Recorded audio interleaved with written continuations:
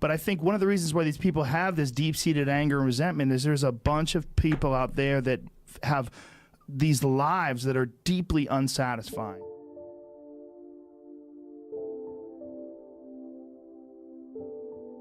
Because I think somehow or another, through momentum and just through things falling into place the way they are and people trying to fit their lives around the way these pieces have fallen into place, there are so many people that are working all day long doing something that is deeply unsatisfying and almost painful to them. Yeah, soul killing. Soul killing. They're stuck in traffic all day, and then they're stuck in a cubicle after that.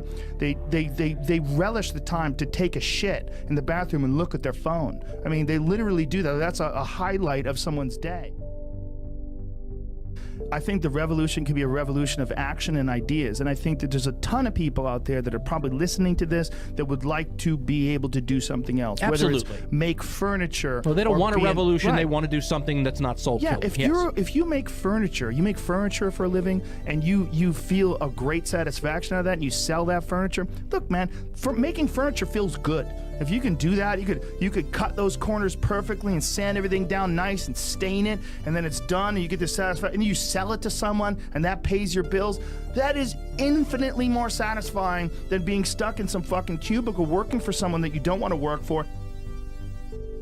I mean, things open up in ways that you can't predict because you started doing something. And because you have legitimate passion for what you're doing, that resonates with people that experience that. Yeah. If they see, I mean, I can't tell you how many artists that I've discovered online just through Instagram or through Twitter. Like this is it's a creative revolution. Yes, in an amazing way. And I hope, and I think there's way more creative people out there than we realize. Oh, yes, absolutely. And I think they would love to have some sort of an opportunity to do something like that, and especially like an artist. Someone who's an artist, man, there's never been a better time to be an artist because you could showcase your work. And look, if you send me something cool and, you send it to me on Twitter, and I'll fucking retweet it. Totally. I retweet things all the time.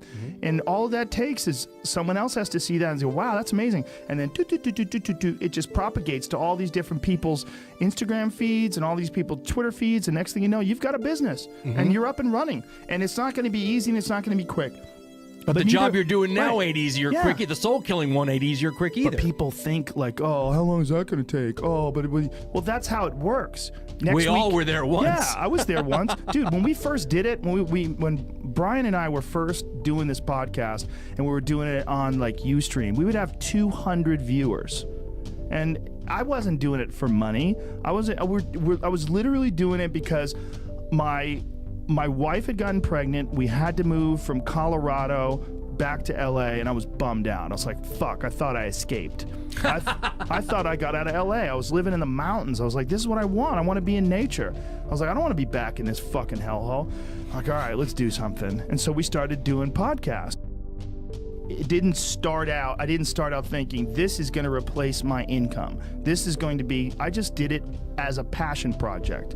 And I think if people have a regular day job, if you could just find one thing that you do as a passion project and just keep building on it, just keep watering it, keep adding fertilizer, keep giving it attention, keep giving it focus, and you can escape. You can escape and you can be self-serving. You could be okay. You're going to be okay.